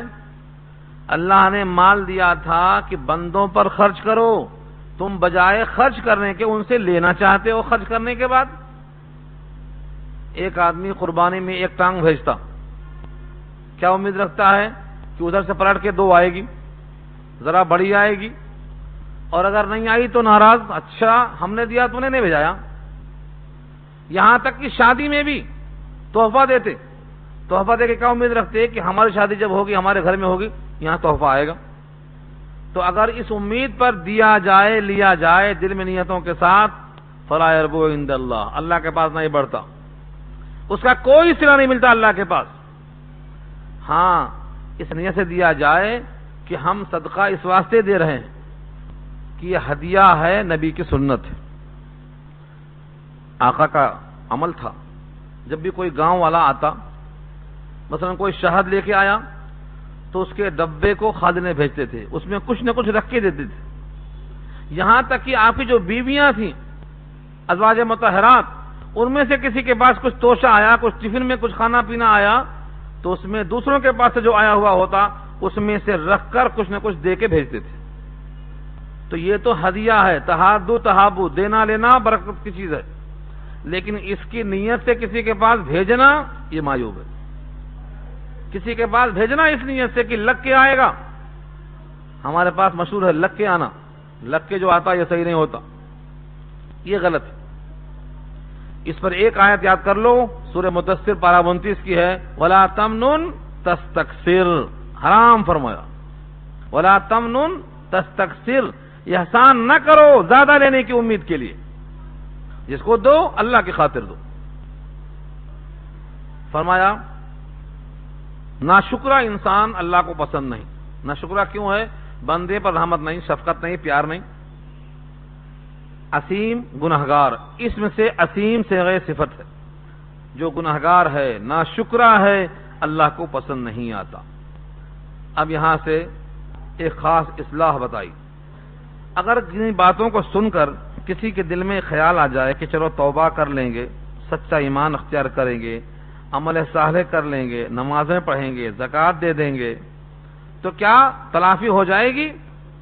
فرمایا ہاں، ان الذین آمنوا وعملوا الصالحات، بے شک جو لوگ ایمان لائے اور عمدہ کام کیے، واقاموا الصلاۃ، نمازیں قائم کی، وآتوا الزکوٰۃ، زکوٰۃ کو ادا کر دیا، لہم اجرہم عند ربہم، ان کے لیے ان کا اجر ہے ان کے رب کے پاس، لا خوف علیہم ولا خوف علیہم، ان پر کوئی خوف نہیں ہے، ولا هم يحزنون، اور وہ غمگین نہیں ہوں گے، غمگین نہیں ہوں گے۔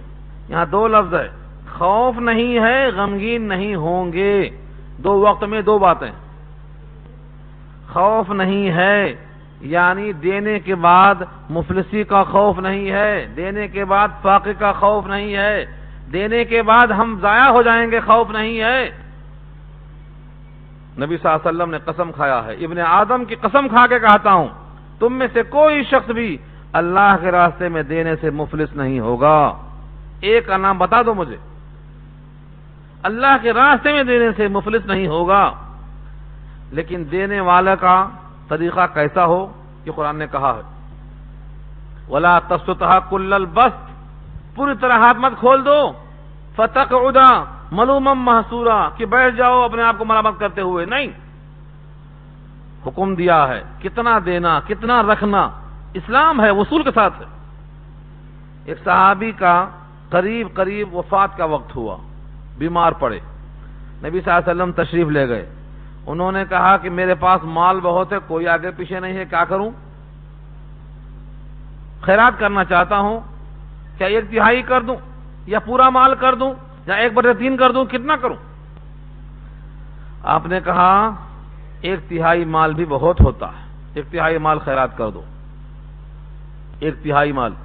تو آدمی کے دینے کی حد یہ ہے کہ 1/3 مال وہ دے سکتا ہے۔ اگر وصیت بھی کرنا ہے، ورثہ کو محروم کرنا ہے، تو اس کے 1/3 میں وصیت نافذ ہوگی، اس سے زیادہ نہیں ہوتی، 1/3 بس، اس کے آگے نہیں، اس کے آگے ورثہ کا حق ہے، وہ بچوں کا حق ہے وہ۔ اور فرمایا وہ صحابی کو نبی نے دعا دی کہ تم کیا سمجھتے ہو تم مر جاؤ گے، تمہیں اللہ حیات دے گا، تم سے کام لے گا؟ پھر اللہ کے فضل و کرم سے ان کو حیات نصیب ہوئی، انتقال نہیں ہوا، پھر بہت بچے ہوئے، خالی ایک بیٹی تھی ان کو اس وقت، بعد میں بہت بچے ہوئے، اور اللہ نے مال کی فراوانی عطا فرمائی۔ مجھے وہاں سے کیا لینا ہے؟ یہاں پر آپ کو خیرات کرنا ہے 1/3 میں کرنا ہے، تاکہ بقیہ لوگوں کو محروم نہ کر دیں۔ کوئی جوش میں آئے پورا خیرات، اب بیوی کہاں جائے، بیٹے کہاں جائیں، بیٹیاں کہاں جائیں، دوسرے اعزاء و قریب کہاں جائیں؟ کیوں؟ کاسہ غدائی ہاتھ میں آنا پسند ہے؟ فرمایا نہیں، کاد الفقر ان یکون کفرا، جب فقر فاقہ آدمی پر آ جاتا ہے تو قریب ہے کہ وہ کافر ہو جائے۔ اور آج آپ کو خبر نہیں ملتی ہے، تحقیق کرو ذرا، کتنی عورتیں ہیں جن کی شادیاں غیر مسلموں سے ہو رہی ہیں؟ یہ کفر نہیں تو پھر کیا ہے؟ کیوں ایسا ہو رہا؟ مسلمان بچیوں کی شادیاں غیر مسلموں سے ہو رہی ہیں تو شادی ہوتی وہ زنا ہوتا، وہ ادھر ایمان ادھر کافر، تو نکاح ہی نہیں ہوا۔ اور اگر خدا نخواستہ اس نے اپنا ایمان چھوڑ دیا تو مرتد ہو گئی، جہنم فی النار ہو گئی۔ یہ سب کیوں ہو رہا ہے؟ کاد الفقر ان یکون کفرا، فقر و فاقے سے قریب ہے کہ وہ آدمی کافر ہو جائے۔ تو یہ نوبت نہ آنے پائے ورثہ پر، اس واسطے وصیت کر دیا 1/3 میں گنجائش مال کی، اس سے آگے کی نہیں۔ یا ایھا الذین آمنوا اتقوا اللہ وذروا ما بقی من الربا ان کنتم مؤمنین، اے ایمان والو ڈرو اللہ سے اور چھوڑ دو جو باقی ہے ربا میں سے۔ ما بقی من الربا کے معنی ما بقیہ، جو کچھ باقی ہے ربا میں سے چھوڑ دو۔ اسی آیت کے نزول کے موقع پر نبی صلی اللہ علیہ وسلم نے اعلان کیا تھا سن 10 ہجری میں کہ چچا عباس کا سود میں معاف کرتا ہوں، وَذَرُوا مَا بَقِيَ، جو ما بقیہ ہے سب چھوڑ دو، میں چھوڑ کے دکھا رہا ہوں، تم بھی چھوڑ دو۔ اگر تم مومن ہو، اگر تمہارے اندر ایمان ہے تو تمام چیزوں کو چھوڑ دو۔ فَإِن لَّمْ تَفْعَلُوا فَإِن لَّمْ تَفْعَلُوا، پس اگر نہ کیا تم نے ایسا۔ اس صاف سننے کے بعد بھی ہم کیا کرتے؟ جو چلتا ہے چلنے دو، محنت کون کرے گا؟ جمع کر دیے 10,000 روپے، آ رہا ہے کھاؤ، کاروبار کریں گے، محنت کریں گے، ہو سکتا ہے ڈوب جائے، ہو سکتا ہے بڑھ جائے، کون خطرہ مول لیتا ہے؟ ڈالو بینک میں، کھاؤ بیٹھ کے، فکس ڈپازٹ کرو۔ اللہ کی طرف سے یہ آیت سن لو 279 نمبر کی آیت میں، فَإِن لَّمْ تَفْعَلُوا، پس اگر تم نے ایسا نہیں کیا، فَأَذَنُوا، تو خبردار ہو جاؤ، یہ اعلان سن لو، بِحَرْبٍ مِّنَ اللَّهِ وَرَسُولِهِ، جنگ اللہ کی طرف سے اور اس کے رسول کی طرف سے۔ بِحَرْبٍ مِّنَ اللَّهِ وَرَسُولِهِ، اس کے رسول کی طرف سے تمہیں جنگ کا اعلان ہو رہا ہے۔ کس میں دم ہے جو اللہ سے لڑے، رسول اللہ سے لڑے؟ کس کے اندر طاقت ہے یہ؟ فَأَذَنُوا، خبردار ہو جاؤ، بِحَرْبٍ مِّنَ اللَّهِ وَرَسُولِهِ، اللہ سے جنگ کرنے کو اور اللہ کے رسول سے جنگ کرنے کو تیار ہو جاؤ۔ ظاہر یہ ہے کہ مومن کے دل میں ذرہ برابر اللہ کی عظمت ہے اور ذرہ برابر نبی کی محبت ہے تو وہ نبی سے جنگ نہیں کر سکتا، وہ اپنے توبہ کے سوا کوئی راستہ نہیں اپنائے گا۔ توبہ کیا تو کیا حکم ہے؟ وَإِن تُبْتُمْ، اور اگر تم نے توبہ کر لیا، فَلَكُمْ رُؤُوسُ أَمْوَالِكُمْ، تو تمہارے لیے رأس المال مل جائے گا۔ رؤوس جمع ہے رأسن کی، اموال جمع ہے مال کی۔ مال کا رأس کا مطلب مال کا سر، یعنی اصل سرمایہ۔ رأس المال جس کو کہا جاتا ہے، تمہارا اصل سرمایہ تم کو مل جائے گا۔ حکم یہ تھا کہ جو لوگ سود کی رقم کو معاف کرتے ہیں ان کی اصل رقم کو دے دیا جائے، واپس کر دیا جائے، اور جو توبہ نہیں کریں گے ان کی سود کی رقم بھی، رأس المال بھی کچھ نہ دیا جائے، سب ضبط کر لیا جائے، کھاتا منجمد۔ یہ فرما دیا تو معلوم یہ ہوا کہ توبہ کرنے والے کو اصل مال مل جائے گا اور توبہ نہ کرنے والے کو نہ اصل نہ فرع کچھ بھی نہیں ملے گا۔ لا تظلمون ولا تظلمون، نہ تم ظلم کرو نہ تم پر ظلم کیا جائے گا۔ تم بندوں پر ظلم نہ کرو، اللہ تم پر ظلم نہیں کرے گا، نہ تمہارا حق کم کیا جائے گا نہ زیادہ کیا جائے گا۔ آگے بہت پیارا مضمون ہے، وَإِنْ كَانَ ذُو عُسْرَةٍ، اور اگر وہ تنگی والا ہے، جس کو تم نے قرضہ دیا ہے، ذو عسرہ، عین کے ساتھ عسر، تنگی، اگر وہ تنگی والا ہے، فَنَظِرَةٌ، تو ڈھیل ہے، إِلَى مَيْسَرَةٍ، آسانی فراغت ہونے تک، میسرہ تک، جب تک اس کے پاس آسانی نہ آ جائے، فراوانی نہ آ جائے، سہولت نہ آ جائے، تب تک کے واسطے ڈھیل ہے، فَنَظِرَةٌ، ڈھیل ہے، ڈھیل دینا چاہیے، پہلا حکم، وَأَن تَصَدَّقُوا خَيْرٌ لَكُمْ، اور صدقہ کرنے سے چھوڑ دو، تمہارے حق میں بہتر ہے، ان کنتم تعلمون، اگر تم جان لو کہ تمہیں اس کا بدلہ کیا ملنے والا ہے۔ اس کے بعد اس رکوع کی آخری آیت ہے، جب بھی میں اس آیت کو پڑھتا ہوں تو مجھے نبی صلی اللہ علیہ وسلم کی زندگی کا آخری 9 دن یاد آتا ہے۔ پورے قرآن کریم میں سب سے آخری آیت یہی نازل ہوئی ہے، نبی صلی اللہ علیہ وسلم کی وفات سے 21 دن پہلے نازل ہوئی ہے، اور بعض روایتوں میں ہے 9 دن پہلے نازل ہوئی ہے۔ پورے قرآن کریم کی سب سے آخری آیت ہے، 281 نمبر کی آیت ہے، وَاتَّقُوا يَوْمًا تُرْجَعُونَ فِيهِ إِلَى اللَّهِ، کیا جملہ ہے، وَاتَّقُوا، اور ڈرو، یومن، ایسے دن سے، ترجعون فیہ، جس میں تم لوٹائے جاؤ گے، الی اللہ، اللہ کی طرف۔ یہ کس سے کہا جا رہا ہے؟ صیغہ جمع ہے، واتقوا، جمع کا صیغہ ہے، تم سب لوگ ڈرو۔ کس سے ڈرو؟ ایسے دن سے ڈرو جس دن میں تمہیں اللہ کے پاس لوٹ کر جانا ہے۔ نبی صلی اللہ علیہ وسلم کی وہ دعا آپ کو یاد کروایا تھا میں، اللہم اجعل خیر عمری آخرہ وخیر عملی خواتمہ وخیر ایامی یوم القاک فیہ، جوڑو یہاں، یومن پہ جوڑو، جس دن تم اللہ سے ملاقات کرو گے وہ دن تمہارا کیسا ہوگا، تم اس دن کی ملاقات سے ڈرو۔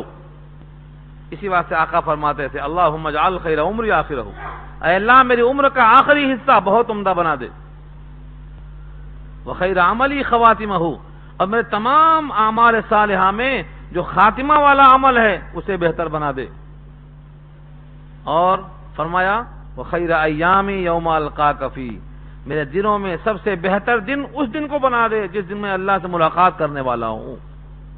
تو آپ بھی اللہ سے ملاقات کریں گے انشاءاللہ، اور اللہ ہم سب کے چہروں کو اس دن روشن کرے، کیونکہ وعدہ ہے مومن کا چہرہ تر و تازہ ہوگا، وہ رب کو دیکھ رہا ہوگا، اور رب اللہ بندے کو بھی دیکھ رہے ہوں گے۔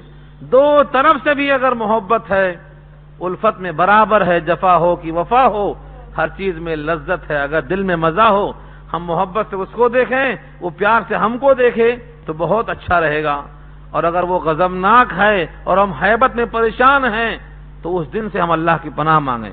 یہ کہا گیا اس آیت کے اندر، واتقوا یوما، ڈرو اس دن سے، ترجعون فیہ الی اللہ، جس میں تم لوٹائے جاؤ گے اللہ کی طرف، ثم توفا، پھر پورا پورا دیا جائے گا، کل نفس، ہر نفس کو، ما کسبت، جو اس نے کمایا، وہم لا یظلمون، اور وہ ظلم نہیں کیے جائیں گے، یعنی ان کے عمل میں سے کچھ روک لیا جائے، کچھ گناہ لاد دیا جائے، کچھ نیکیاں ضائع کر دی جائیں، ایسا نہیں ہوگا، ایک ایک ذرہ بندہ دیکھ لے گا۔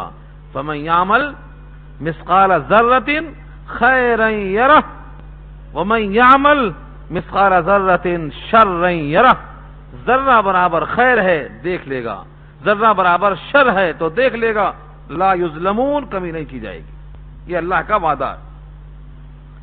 اس آیت پر ایک سوال ہوتا ہے،